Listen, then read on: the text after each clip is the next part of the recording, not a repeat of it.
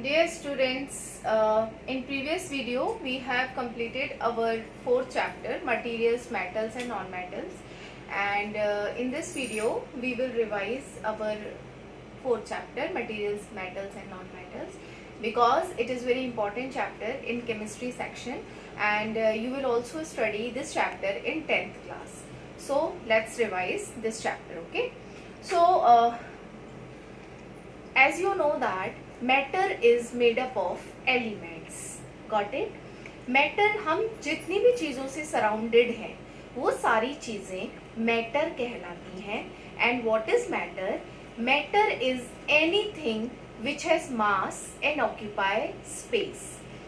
हर वो चीज़ जिसके पास अपना एक मास है और जो कुछ जगह घेरती है वो क्या कहलाती है? मैटर. और हम ये देखें कि मैटर का सबसे छोटा पार्ट क्या है? एलिमेंट्स. तो elements are the smallest part of matter. ठीक है. और एलिमेंट का सबसे छोटा पार्ट कौन है? Atom. Elements are made up of atoms. Atoms are the smallest part of elements. Got it? And atoms क्या होते हैं? Atoms are made up of particles, same kind of particles. तो देखो, मैटर का सबसे छोटा पार्ट क्या हुआ? एलिमेंट्स. एंड एलिमेंट्स का छोटा पार्ट क्या हुआ? एटम्स. एंड एटम्स के छोटे पार्ट क्या हुए? सब atomic particles, electron, proton and neutron. ठीक है. तो जो एलिमेंट्स होते हैं, matter is made up of elements, चाहे वो सॉलिड स्टेट में हो, चाहे वो लिक्विड स्टेट में हो, चाहे वो गैस स्टेट में हो. मतलब matter is made up of 3 type of states: solid, liquid and gases. हम अपने चारों तरफ जिन चीजों से घिरे हुए हैं वो सारी चीजें कैसी हैं? कुछ चीजें सॉलिड स्टेट में हैं, कुछ चीजें लिक्विड स्टेट में हैं, और कुछ चीजें किस स्टेट में हैं? गैसियस स्टेट में. और ये सारी स्टेट किससे मिलके बनी है? एलिमेंट्स. ठीक है. और एलिमेंट्स के एग्जाम्पल हैं metals, non metals and metalloids. ठीक है. एलिमेंट्स भी क्या होते हैं? अगर हम एलिमेंट्स को डिफाइन करने की कोशिश करें तो एलिमेंट्स वो सब्सटेंस होते हैं जो एक जैसे एटम से मिलके बने होते हैं. एक जैसे गोल्ड गोल्ड गोल्ड एक जैसे एटम से मिलके बने हैं. तो गोल्ड क्या है? यहाँ पर एक एलिमेंट है. Element is made up of single kind of particles. एक जैसे पार्टिकल से मिलके बने होते हैं. ठीक है. और उनके एग्जाम्पल क्या है एलिमेंट्स के? Metals, non metals and metalloids. So let's proceed further. So अगर हम चैप्टर है हमारा metals and non metals, materials में आते हैं ये मेटल्स एंड नॉन मेटल्स, क्योंकि matter is made up of materials, metals and non metals. तो अगर हम मेटल्स के बारे में पढ़ना चाहें कि व्हाट आर मेटल्स, मेटल्स भी एलिमेंट्स हैं, नॉन मेटल भी एलिमेंट्स हैं. तो मेटल्स की सबसे पहले हम फिजिकल प्रॉपर्टीज स्टडी करते हैं. कैसी दिखती हैं मेटल्स, कैसी नॉन मेटल्स दिखती हैं. ओके. तो let's study about the differences between metals and non metals. और कैसे डिफरेंसेस हैं इनके बीच में? फिजिकल डिफरेंस देखने में कैसी होती हैं ये. तो फिजिकल प्रॉपर्टीज इनकी. ठीक है. क्योंकि इस चैप्टर में हमने सबसे पहले क्या पढ़ा? एलिमेंट्स क्या होते हैं. ओके. उसके बाद एलिमेंट्स के एग्जाम्पल हैं मेटल्स एंड नॉन मेटल्स. हम लोग पहचानेंगे कैसे कौन मेटल है कौन नॉन मेटल है? तो हमें ये फिजिकल प्रॉपर्टी उनकी देखनी पड़ेगी, बाहर से देखना पड़ेगा. तो उनके डिफरेंसेस क्या हैं? फिर हमने इस चैप्टर में पढ़ा chemical properties of elements. Means metals and non metals की क्या केमिकल प्रॉपर्टीज होती हैं, वो कैसे आपस में रिएक्शन करती हैं, या वो कैसे दूसरे केमिकल से रिएक्शन करती हैं. These are called chemical properties. ठीक है. तो सबसे पहले हम पढ़ते हैं फिजिकल प्रॉपर्टीज के बेसिस पे डिफरेंसेस क्या क्या है मेटल्स एंड नॉन मेटल्स के. तो देखो, मेटल्स जितनी भी होती हैं जनरली सॉलिड स्टेट में प्रेजेंट होती हैं. मेटल्स जितनी भी तुम चारों तरफ देखोगे ना, तो metals are present in solid state. लेकिन जो नॉन मेटल्स होती हैं वो किसी भी स्टेट में प्रेजेंट हो सकती हैं. सॉलिड में भी प्रेजेंट हो सकती है, लिक्विड में भी प्रेजेंट हो सकती हैं, और गैसियस स्टेट में भी प्रेजेंट हो सकती हैं. ओके, इन सभी के जो एक्सेप्शनल केसेस हैं वो मैं नोट्स में तुम्हें दे चुकी हूँ। जनरली मेटल्स कैसी होती हैं? हैवी होती हैं। सॉलिड जितने भी होते हैं ना वो हैवी होते हैं। क्यों? क्योंकि देखो एक कॉन्सेप्ट है डेंसिटी का। Density is what? Density is mass upon volume. तो density provides us ratio between mass and volume. तो क्या होता है कि देखो सॉलिड के पार्टिकल्स ना पास पास होते हैं, तो डेंसिटी क्या होती है? डेंसिटी एक प्रॉपर्टी होती है जिससे हमें ये पता चलती है कि कोई चीज भारी है कि हल्की है, या फिर वो फ्लोट करेगी या डूब जाएगी, ठीक है। और डेंसिटी डिपेंड करती है वॉल्यूम से। अगर वॉल्यूम का मतलब कितनी जगह घेर रही है कोई मटेरियल, अगर वॉल्यूम ज्यादा है तो डेंसिटी कम होगी। उल्टा रिलेशन होता है इनके बीच में। ओके, तो देखो सॉलिड के पार्टिकल्स पास पास होते हैं तो इसलिए वो कम जगह घेरते हैं, तो इनका वॉल्यूम कम होता है और डेंसिटी ज्यादा होती है। जिसकी डेंसिटी ज्यादा होती है वो चीज भारी होती है। दैट्स व्हाई सॉलिड्स वो मेटल्स आर हैवी। ओके, तो metals are heavy. Generally non metals कैसी होती है? लाइट वेटेड होती है। देखो कैसे? क्योंकि नॉन मेटल्स का जनरली हम एग्जांपल देते हैं गैस। गैसेस ना, गैसेस के पार्टिकल्स बहुत दूर दूर तक फैले होते हैं, तो वो ज्यादा जगह घेरती हैं। गैसेस ज्यादा जगह घेर रही है तो उनका वॉल्यूम ज्यादा हो गया और डेंसिटी कम हो गई। तो डेंसिटी कम हो गई इसका मतलब वो हल्की हो गई, इसीलिए हमेशा गैसेस ऊपर जाती हैं, हल्की होती हैं इस वजह से। Okay, these are light weighted and metals are hard and lustrous. As you know earlier also, as I have told earlier that metals have shining surface. metals की जो ऊपर की surface होती है वो shining होती है, लेकिन जो non metals होती हैं वो non lustrous होती हैं, उनके अंदर shining present नहीं होती है। नेक्स्ट है आपका मेटल्स जो होती हैं वो डक्टाइल होती हैं। मेटल्स को हम वायर्स में कन्वर्ट कर सकते हैं। मैलिएबल होती हैं। मेटल्स को हम थिन शीट्स में कन्वर्ट कर सकते हैं, लेकिन जो नॉन मेटल्स होती हैं उनको वायर्स में कन्वर्ट नहीं कर सकते हम, उनको थिन शीट्स में कन्वर्ट नहीं कर सकते। Next metals are sonorous. तो सोनोरस एस से स्टार्ट हो रहा है ना, they can produce ringing sound. Okay, ringing sound है इंपॉर्टेंट। साउंड की वर्ड बात मैं नहीं कर रही हूँ केवल कि ये साउंड प्रोड्यूस करती हैं, दे प्रोड्यूस रिंगिंग साउंड। ये होती है ये नॉन मेटल्स, नॉन सोनोरस होती हैं। नेक्स्ट है metals are good conductors of heat and electricity. तो जो हमारे किचन में जो यूटेंसिल्स होते हैं वो मेटल्स के बनाए जाते हैं। क्यों? क्योंकि मेटल्स के बर्तन जो होते हैं वो जल्दी गर्म हो जाते हैं। This means they are good conductor of heat as well as electricity. Electricity क्यों? क्योंकि देखो तुमने देखा होगा कि जो इलेक्ट्रिसिटी के वायर्स होते हैं वो जनरली कॉपर के बनाए जाते हैं, because copper is a metal and metals are good conductor of heat and electricity. Okay, लेकिन ये जो नॉन मेटल्स होती हैं they are bad conductor of heat and electricity. Got it? Next है आपका इसमें डिफरेंस। अब नेक्स्ट है आपका केमिकल प्रॉपर्टीज पे हम आते हैं। मेटल्स एंड नॉन मेटल्स की केमिकल प्रॉपर्टीज में क्या डिफरेंस है। अच्छा, ये मैं पहले ही बता चुकी हूँ तुम लोगों को कि मेटल्स की जो केमिकल प्रॉपर्टीज होती हैं, मेटल्स की जो रिएक्टिविटी होती है, कैसे मेटल दूसरे केमिकल के साथ जुड़ती हैं, ये डिपेंड करता है रिएक्टिविटी सीरीज पे। मतलब मेटल्स को हमने एक सीरीज में अरेंज किया हुआ है जिसमें सबसे ज्यादा रिएक्टिव मेटल ऊपर रखी जाती है टॉप पे, और सबसे कम रिएक्टिव मेटल लोएस्ट रखी जाती है, बॉटम पे रखी जाती है। ठीक है, तो ये रिएक्टिविटी सीरीज आपकी मेटल्स की बनाई गई है। It is a series of metals having decrease reactivity. Okay, क्योंकि गोल्ड और प्लैटिनम वो किसी से रिएक्ट नहीं करते, इस वजह से उनको बॉटम पे रखा गया है। लिथियम, सोडियम, पोटेशियम ये सब बहुत ज़्यादा रिएक्टिव होते हैं। ये सिंपल एयर से रिएक्शन कर लेते हैं, सिंपल पानी से रिएक्शन कर लेते हैं, कोल्ड वाटर से रिएक्ट कर लेते हैं। इस वजह से इनको बॉटम टॉप पे रखा गया है। They are highly reactive metals. Dear students, इस रिएक्टिविटी सीरीज में हाइड्रोजन को भी जगह दी गई है।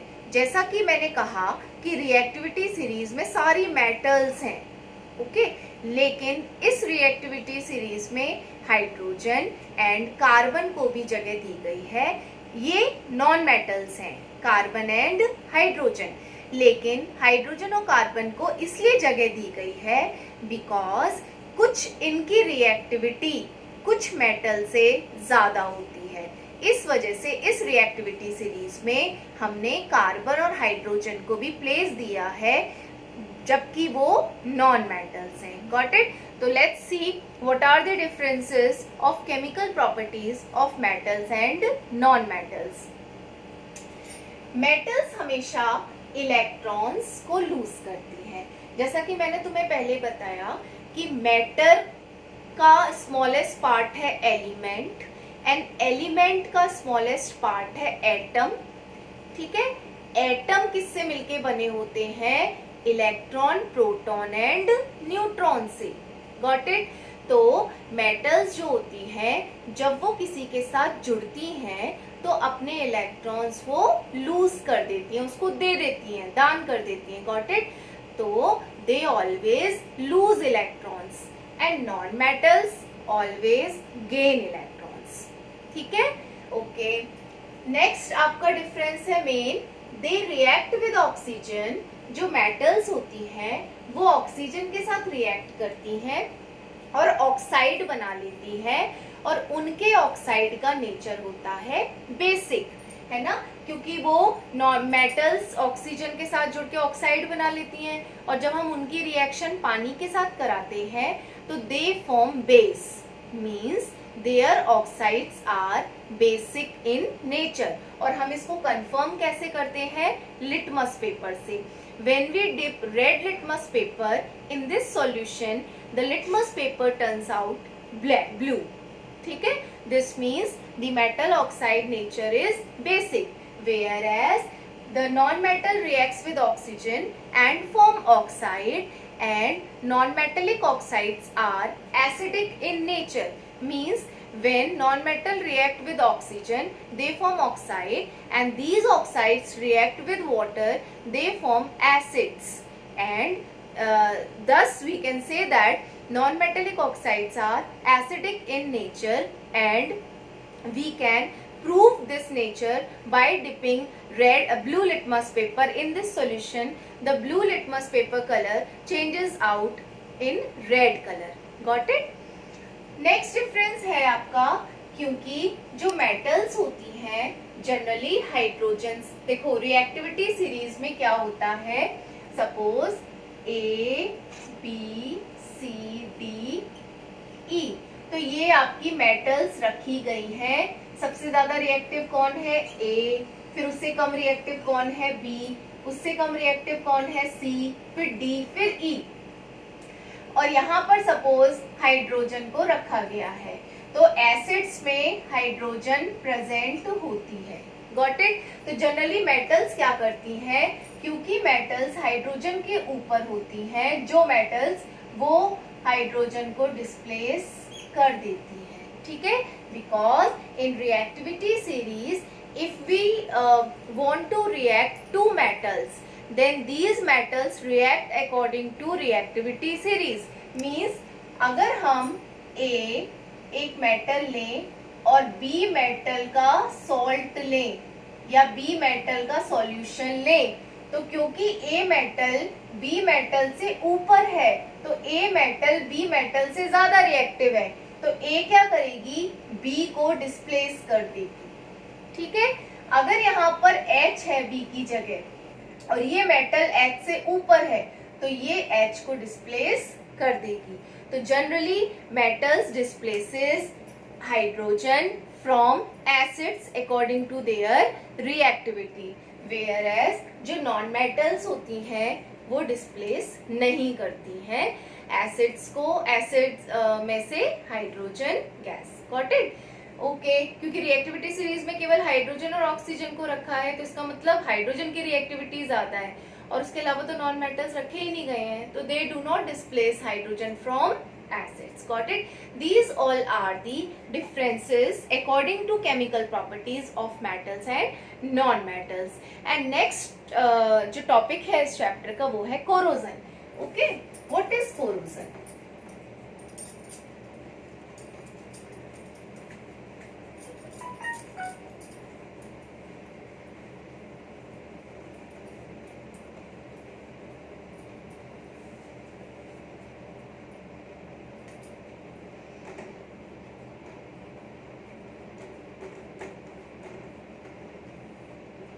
कोरोजन क्या होता है कि जब हम किसी मेटल को ओपन छोड़ देते हैं तो ड्यू टू एटमॉस्फेरिक कंडीशंस का अटैक होने की वजह से, जैसे oxygen, water vapour, okay, acid, इन सभी के अटैक होने की वजह से ऊपर की मेटल की जो सरफेस होती है वो आपकी डिग्रेड हो जाती है, खराब हो जाती है. Okay, this means now metal has been degraded, खराब हो गई हमारी मेटल की ऊपर की सरफेस. तो this process is called corrosion. Corrosion is what? Eating away of the metals. किसके by atmospheric chemicals. Eating away of metals by atmospheric chemicals. This is called corrosion. Okay? और सबसे अच्छा एग्जाम्पल है इसका रस्टिंग. जैसे iron की जो कोई भी मेटल होती है प्योर स्टेट में, अगर हम इसको आयरन ऑक्सीजन प्लस वाटर के साथ रिएक्शन कर लेती है तो बनाती है Fe2O3.XH2O. मीन्स आयरन ने ऑक्सीजन के साथ रिएक्शन करके अपना ऑक्साइड बना लिया और उसमें पानी भी जुड़ गया. तो X का मतलब यहाँ ये है कि हमें पता नहीं है X के कितने मॉलिक्यूल जुड़े होंगे, तो हमने X बता दिया. इसको X नंबर ऑफ मॉलिक्यूल, 2 भी जुड़ सकते हैं, 3 मॉलिक्यूल भी जुड़ सकते हैं. तो दिस इज कॉल्ड रस्ट. तो इसके बन जाने की वजह से जो आयरन होती है अपने ऊपर ब्राउन कलर का फ्लेकी सब्सटेंस एक्वायर कर लेती है. तो आयरन मेटल की जो कोरोजन है वो क्या कहलाती है? रस्टिंग, है ना. What is rust? क्या बनने की वजह से आयरन खराब हो जाता है? ये फॉर्मूला बनने की वजह से आयरन ऑक्साइड .XH2O ये बन जाता है, जिसकी वजह से आयरन रस्ट हो जाती है, आयरन हमारी खराब हो जाती है. अगर हम एक ये मेटल हो गई, अगर हम हर मेटल डिग्रेड होती है जो रिएक्टिव मेटल्स हैं, गॉट इट. तो कुछ ही का एग्जांपल्स है जो सिलेबस में भी और इम्पोर्टेंट भी है. जैसे कॉपर मेटल, कॉपर क्या करती है? कॉपर भी ऑक्सीजन, कार्बन डाइऑक्साइड और पानी के साथ जुड़ जाती है और क्या बना लेती है? Copper carbonate dot copper hydroxide. तो इसके बनने की वजह से जो कॉपर मेटल होती है ना, सपोज कॉपर का एक सिक्का रखा हुआ है, कॉइन, ओके, तो कुछ टाइम बाद ना कॉपर के ऊपर ग्रीन कलर आ जाता है. तो ग्रीन कलर क्यों आया? क्योंकि कॉपर ने ऑक्सीजन, कार्बन डाइऑक्साइड और वाटर के साथ रिएक्शन कर ली और क्या बना लिया? Copper carbonate dot copper hydroxide. इस केमिकल के बनने की वजह से कॉपर के ऊपर ग्रीन कलर की कोटिंग जम गई. तो कॉपर का कोरोजन हमें कैसे दिखाई देता है? ग्रीन कलर में. ऐसी एक कोरोजन होता है आपका सिल्वर मेटल का. हम सब सिल्वर के ऑर्नामेंट्स पहनते हैं, तो हम देखते हैं जो सिल्वर होती है वो आपकी ब्लैक हो जाती है. तो सिल्वर ब्लैक क्यों हो जाती है? क्योंकि सिल्वर सल्फाइड बन जाता है. सिल्वर सल्फाइड बनने की वजह से, सिल्वर सल्फाइड बनने की वजह से ये किसमें क्या हो जाती है? ब्लैक. ठीक है. अब इससे बचने के लिए हम क्या करें? इसके ऊपर पेंट लगा दें, तो जैसे मेटल की जो सरफेस है वो हमारी एयर के कांटेक्ट में नहीं आएगी. पेंट कर दें. हमें बचाना है अपनी मेटल को, क्योंकि ऊपर की सरफेस कांटेक्ट में आ रही है, तो ऊपर की सरफेस पे पेंट कर दें या ग्रीस लगा दें या ऑयल लगा दें, तो ऊपर की सरफेस कांटेक्ट में नहीं आ पाएगी और हमारा कोरोजन बच जाएगा. ठीक है. दूसरा एक मेथड ये भी होता है गैल्वेनाइजेशन. मैंने नोट्स में भी लिखा है गैल्वेनाइजेशन. इसमें क्या होता है कि हम ना जिंक की कोटिंग कर देते हैं ऊपर, आयरन मेटल के ऊपर जिंक की कोटिंग, तो उसको कोरोजन से ये बचा लेते हैं. This is called galvanisation. Okay, so and the last topic of this chapter is uses of metals and non metals. Got it? तो uses क्या होते हैं metals का, तुम जानते हो, they are lustrous, so they are used to make jewelries. For example gold. Gold आपका जो 22 कैरेट गोल्ड होता है वो आप 24 जो कैरेट गोल्ड होता है वो आपका बहुत प्योर होता है, सॉफ्ट होता है, इस वजह से इसमें हम दूसरी मेटल्स को मिक्स कर देते हैं, है ना, और कॉपर को मिक्स कर देते हैं, जिसकी वजह से हमारा गोल्ड हार्ड हो जाता है और हम ऑर्नामेंट्स बना लेते हैं. ओके, यूटेंसिल्स, एपरेटस बनाने के काम में आते हैं. तो मेटल्स हमारे लिए बहुत ज्यादा यूजफुल होती हैं. नॉन मेटल्स के यूजेस देखें अगर हम, तो non metals breathing purpose, oxygen gas हम ब्रीथ कर रहे हैं, रिस्पायर कर रहे हैं, ऑक्सीजन गैस को ले रहे हैं, ठीक है, और बैलून्स हीलियम गैस फिलिंग के लिए काम में लाया जाता है. नाइट्रोजन गैस है, फर्टिलाइजर्स में काम में आती है नॉन मेटल्स. तो there are so many uses of metals and non metals.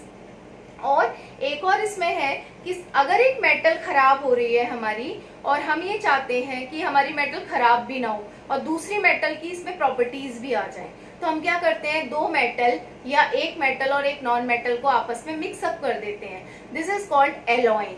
Okay, और क्या बन जाता है, वो एलॉय बन जाता है.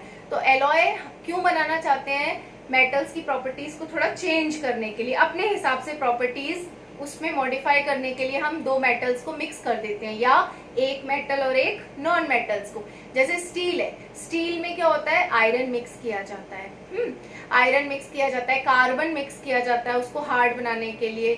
और जैसे ब्रास है, ब्रॉन्ज है, ये सब एलॉयज हैं, है ना. अपनी रिक्वायर्ड प्रॉपर्टीज के लिए हम दो मेटल या एक मेटल और नॉन मेटल को मिक्सअप कर देते हैं, और इन एलॉयज का वेरियस इंडस्ट्रीज में यूज किया जाता है. मैंने नोट्स भी तुम लोगों को इससे रिलेटेड प्रोवाइड किए हुए हैं. Got it? तो this is all about this chapter. I hope that तुम लोग को सब कुछ समझ में आया होगा इस चैप्टर में, और इस चैप्टर को तुम लाइन बाय लाइन रीड करना. इसकी एक्सरसाइज भी हम कंप्लीट कर चुके हैं. ओके, सो नेक्स्ट टर्न पे हम नेक्स्ट चैप्टर स्टार्ट करेंगे. Thank you.